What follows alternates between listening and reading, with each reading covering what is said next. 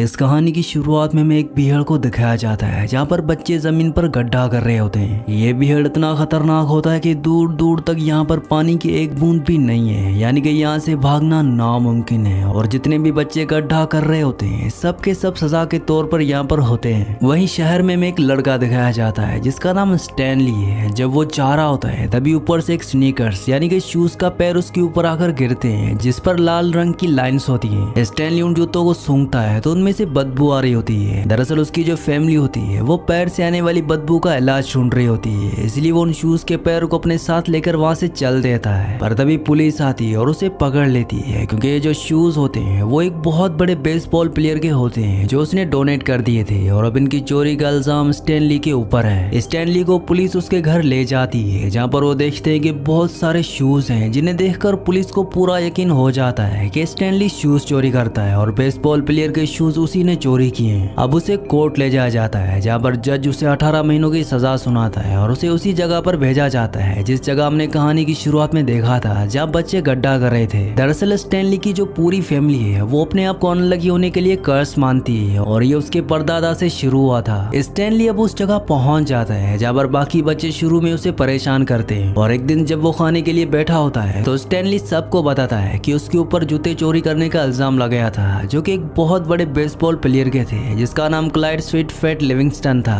और इस वजह से मुझे यहाँ पर भेजा गया है। यहीं पर एक बच्चा होता है जो कभी नहीं बोलता जिसे सब यहाँ जीरो के नाम से बुलाते हैं और ये उसकी बात सुनकर कहता है क्या उन जूतों पर लाल रंग की लाइंस थी? स्टैनली कहता है कि हाँ। स्टैनली जब रात को अपने बेड पर सो रहा होता है तो वो अपने दादा की कहानियों को याद करता है जिसमें जिक्र उसके परदादा का होता है जिन्होंने शेयर मार्केट में बहुत पैसा कमाया था, लेकिन एक किसिन केट नाम की लेडी जो कि एक लुटेरी थी उसने उसके परदादा को बर्बाद कर दिया। जिसके बाद उसके परदादा ने एक पिग फॉर्म खोला जहाँ पर वो एक लड़की से प्यार करने लगे और उस लड़की को पाना चाहते थे, इसीलिए वो एक लड़की के पास जाते हैं जिसके पास कई शक्तियां होती हैं। वो स्टैनली के परदादा को कहती है कि वो लड़की बेवकूफ है इसीलिए तुम उसे छोड़कर अमेरिका चले जाओ, लेकिन उसके परदादा नहीं मानते हैं, वो उसे पाना चाहते हैं। जिसके बाद वो लेडी स्टैनली के परदादा को कहती है कि तुम एक छोटे से पिग को लेकर पहाड़ी के ऊपर जाओ, उसे वहां के झरने का पानी पिलाओ, जिसके बाद वो बहुत बड़ा हो जाएगा और वो लड़की जिसे तुम शादी करना चाहते हो उसके फादर मान जाएंगे। स्टैनली ऐसा ही करता है और जब वो पिग लेकर उस लड़की के फादर के पास जाता है तो वो मान जाती हैं, लेकिन वहां पर एक और आदमी आया होता है जिसका पिग उससे बड़ा होता है। हालांकि वो मोटा और बदसूरत होता है, लेकिन वो लड़की स्टैनली के परदादा से शादी करने की बजाय उस आदमी से शादी करने के लिए राजी हो जाती है जिसका पिग बड़ा होता है क्योंकि वो एक बेवकूफ है। इसके बाद स्टैनली के परदादा शहर यानी कि वहां से निकलकर अमेरिका आ जाते हैं, लेकिन वो अपना एक वादा भूल जाते हैं जो उन्होंने उस लेडी से किया था जिसने उन्हें बताया था कि तुम्हें पिग के बच्चे को झरने पर ले जाना होगा, वहां का पानी पिलाना होगा। दरअसल साथ में उसने ये भी कहा था कि तुम्हें मुझे वहां पर ले जाना होगा जिस झरने के पानी को पीने के बाद मैं जवान और खूबसूरत हो जाऊंगी, लेकिन अब उन्होंने अपना वादा पूरा नहीं किया। जिसके बाद वो लेडी स्टैनली के परदादा को कर्ज देती है कि आज के बाद तुम्हारे घर में जितने भी मेल पैदा होंगे वो सब के सब अनलकी होंगे और इसीलिए स्टैनली की फैमिली में अब किसी के साथ भी उसका लक नहीं है। वहीं प्रेजेंट टाइम में दिखाया जाता है जहाँ पर स्टैनली सभी के साथ जमीन में गड्ढा खोद रहा है, लेकिन यहाँ पर किसी को नहीं पता कि जमीन में गड्ढा क्यों खोदते हैं। एक दिन जब स्टैनली गड्ढा खोद रहा होता है तो उसे जमीन में एक चीज मिलती है जो कि बहुत पुरानी होती है। वो उसे लेकर इंचार्ज के पास जाता है ताकि उसे शाबाशी मिले, उसे कुछ रियायत मिल जाए, लेकिन इंचार्ज उसे बताता है कि जमीन से निकलने वाली हर एक चीज की वैल्यू नहीं है। आज से 100 साल पहले यहाँ के जो वार्डन है पूरी की पूरी जगह उसके परदादा की हुआ करती थी, वो उस पूरे के पूरे शहर को चलाते थे। उस वक्त इस शहर का नाम ग्रीन लेक था क्योंकि यहाँ पर एक लेक थी जो कि अब पूरी तरह से सूख चुकी है। वीडियो में आगे बढ़ने से पहले आप सबसे रिक्वेस्ट है कि मेरे 99% व्यूवर्स वीडियो तो देखते हैं लेकिन चैनल को सब्सक्राइब नहीं करते और ना ही वीडियो को लाइक करते हैं, तो आप सबसे रिक्वेस्ट है कि मेरे चैनल को सब्सक्राइब और वीडियो को लाइक लाजमी से कर दिया करें। और अब यहाँ से कहानी फ्लैशबैक में यानी कि 100 साल पीछे जाती है जहाँ पर हमें इसी जगह को दिखाया जाता है जहाँ बहुत सारे लोग रहते हैं। यहीं पर सैम नाम का एक लड़का था, लेकिन वो एक ब्लैक था। इसी शहर में कैथरीन नाम की एक टीचर होती है जो कि बहुत खूबसूरत है। सैम और कैथरीन धीरे धीरे एक दूसरे को प्यार करने लगते हैं जो देखकर शहर के लोगों को साथ ही वार्डन के परदादा को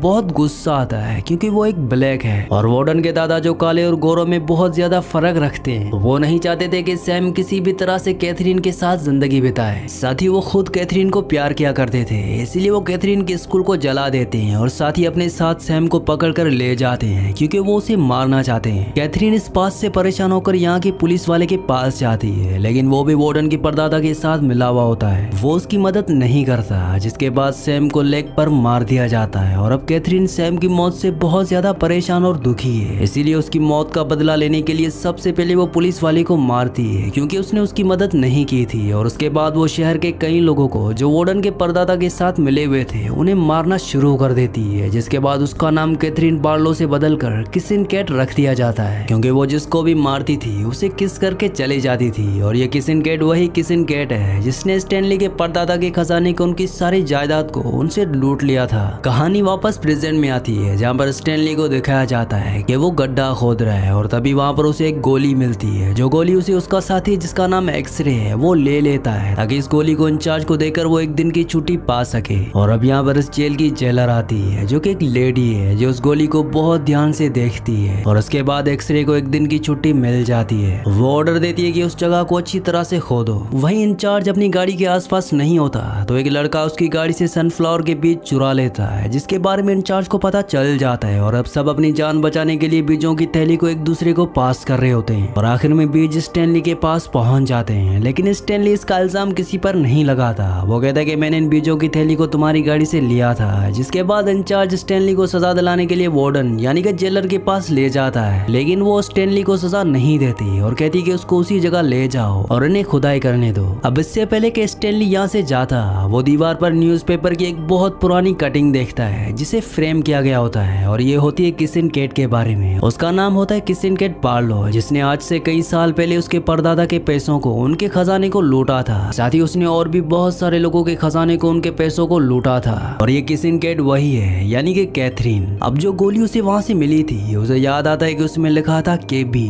यानी कि वो कैट बार्लो की थी। दरअसल वो गोली नहीं होती, बल्कि वो किसिन कैट बार्लो की लिपस्टिक थी, जिसे सबने गोली समझ लिया था। पर अब स्टैनली को ये सच पता चल चुका है। अब वो वापस उस जगह पर आता है जहाँ पर उसे गड्ढा खोदना था। वहाँ पर उसकी जगह जीरो गड्ढा खोद रहा होता है। वो स्टैनली से कहता है कि मैं तुम्हारे बदले गड्ढा खोद दिया करूंगा, लेकिन बस तुम मुझे पढ़ना सिखा देना। उसे पढ़ने का बहुत शौक होता है। साथ ही वो उसे अपना असली नाम भी बताता है। दरअसल ये उसी लेडी का पोता है, जिस लेडी ने आज से कई साल पहले स्टैनली के परदादा को कर्ज दिया था कि तुम्हारे खानदान में जितने भी मेल होंगे वो सब के सब अनलकी होंगे, कभी किस्मत उनका साथ नहीं देगी, क्योंकि स्टैनली के परदादा ने अपना वादा पूरा नहीं किया था। वो उस लेडी को पहाड़ पर ले जाकर पानी नहीं पिला पाए थे, और इसीलिए स्टैनली की और उसके खानदान में सबकी किस्मत खराब होती है। वो अपना कोई काम पूरा नहीं कर पाते, लेकिन इन दोनों को सच्चाई का नहीं पता। ये दोनों धीरे धीरे बहुत अच्छे दोस्त बन जाते हैं। स्टैनली जीरो को पढ़ना लिखना सिखाता है, साथ ही जीरो उसके बदले गड्ढा खोदता है। और जब ये बात इंचार्ज को पता चलती है, तो वो ये बात जेलर यानी कि वार्डन को बता देता है, जिसके बाद ये सब के सब जीरो और स्टैनली के पास आते हैं। स्टैनली वार्डन से कहता है कि हमें जीरो को पढ़ना लिखना सिखाना चाहिए, वो एक होनहार बच्चा है। लेकिन इंचार्ज उसका मजाक उड़ाता है। वो कहता है कि ये कभी भी पढ़ना लिखना नहीं सीख सकता। जीरो को इस बात से गुस्सा आता है और वो इंचार्ज के ऊपर हमला करके वहाँ से भाग जाता है, लेकिन कोई उसका पीछा नहीं करता है, क्योंकि सबको पता है कि इतने बड़े बीहड़ में वो ज्यादा दिनों तक जिंदा नहीं बच सकता। स्टैनली को जीरो की बहुत फिक्र होती है, और रात को जब वो अपने बेड पर होता है, तभी उसे अपने परदादा की एक बात याद आती है, जो कि उसके दादा ने बताई थी कि किस तरह से वो किटन कैट के लूटने के बाद वो बीहड़ में फंस गए थे, जहाँ वो 16 दिनों तक जिंदा रहे। वो एक पहाड़ पर गए थे। इस पहाड़ को गॉडफिंगर कहा जाता था, लेकिन वो बहुत ज्यादा थके हुए थे, इसलिए कभी भी वो उस पहाड़ को, उस जगह को डॉक्यूमेंट नहीं कर पाए। स्टैनली जीरो को किसी भी तरह से बचाना चाहता है, इसलिए वो भी इस जगह से भाग जाता है और जल्दी स्टैनली तक पहुंच जाता है, जो बहुत ज्यादा थका होता है, वो भूखा प्यासा होता है। ये दोनों के दोनों इस पेड़ में फंस चुके हैं, और तब ये देखते हैं कि सामने कुछ पहाड़ियां हैं। इन दोनों को एहसास हो जाता है कि ये वही पहाड़ियां हैं जहाँ पर आज से कई साल पहले स्टैनली के परदादा फंस गए थे। ये तय करते हैं कि ये इस पहाड़ी के ऊपर जाएंगे, जो कि बहुत ही खतरनाक है। और जब ये पहाड़ी के ऊपर चल रहे होते हैं, तभी स्टैनली का हाथ स्लिप हो जाता है। उसकी जान बचाने के लिए जीरो से शॉवल देता है और उसे ऊपर खींच लेता है, जिसमें उसके हाथ भी जख्मी हो जाते हैं। अब ये लगातार ऊपर चढ़ रहे होते हैं, पर जीरो बहुत ज्यादा थक चुका है, इसीलिए वहीं पर वो गिर जाता है। वो स्टैनली से कहता है कि तुम चले जाओ, मैं ऊपर नहीं आ पाऊंगा, लेकिन स्टैनली उसे अपने ऊपर बिठाकर ऊपर ले जाता है, जहाँ पर ये देखते हैं कि वहाँ पर पानी भी है, और ये वही चोटी है, वही जगह होती है जहाँ पर आज से कई साल पहले स्टैनली के परदादा ने जीरो की दादी को ले जाकर पानी पिलाने का वादा किया था। स्टैनली यहाँ पर जीरो को पानी पिलाकर होश में लाता है, और इस तरह से स्टैनली की फैमिली के ऊपर जो जीरो की दादी का कर्ज होता है वो टूट जाता है, जिससे स्टैनली के फादर, जो कई वक्त से पैरों से आने वाली बदबू का इलाज ढूंढ रहे होते हैं, जो उनकी किस्मत उनके साथ ना होने की वजह से पूरा नहीं नहीं हो रहा था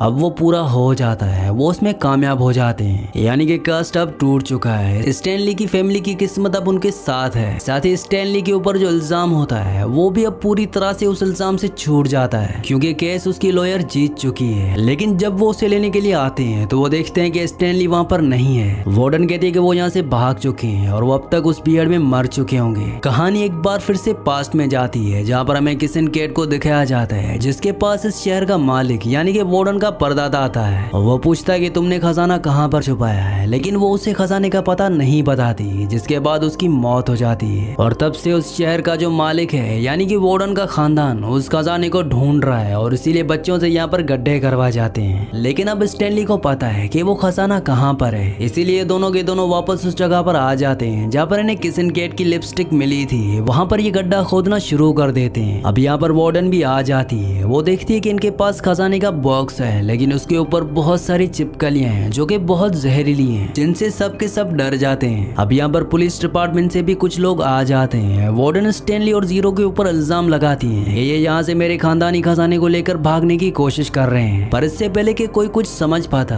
जीरो देखता है कि इस बॉक्स के ऊपर स्टैनली के परदादा का नाम लिखा है, जो वो सबको बता देता है। इसके बाद इन बच्चों को यहाँ से ले जाया जाता है, जिसके बाद स्टैनली को, जिसके ऊपर अब कोई भी चोरी का इल्जाम नहीं है, उसे आजाद कर दिया जाता है। साथ ही वो खजाना जो उसने ढूंढा है वो उसी के परदादा का है, इसीलिए वो खजाना भी उसे दे दिया जाता है। यहाँ पर अब पूरी तरह से सब कुछ ठीक हो चुका है। इसलिए 100 सालों के बाद उस बियर्ड में एक बार फिर से बारिश होती है, जहाँ पर कभी ग्रीन लेक नाम की झील हुआ करती थी। यानी कि एक बार फिर से यहाँ पर झील होगी और सब कुछ पहले की तरह हो जाएगा। इसके बाद स्टैनली जीरो के साथ अपने घर आ जाता है, जहाँ पर वो अपनी फैमिली को अपने खानदान का खजाना दिखाता है, जो देखकर वो सब बहुत खुश हो जाते हैं। साथ ही जीरो जो अब अपनी मॉम से बिछड़ गया था, वो अपनी मॉम से एक बार फिर से मिलता है। कहानी के लास्ट में दिखाया जाता है कि स्टैनली और जीरो दोनों के दोनों अब बहुत अमीर हैं। इनके पास अपने आलीशान घर हैं और जेल से जितने भी बच्चों को छोड़ा जाता है सब इन्हीं के साथ रहते हैं। इसी के साथ इस मूवी का एंड हो जाता है। अगली कहानी आप किस मूवी पर सुनना चाहते हैं मुझे नीचे कमेंट्स में जरूर बताना, क्योंकि मैं आपकी कमेंट्स पढ़ता हूँ और आपके प्यारे प्यारे कमेंट्स का बहुत बहुत शुक्रिया।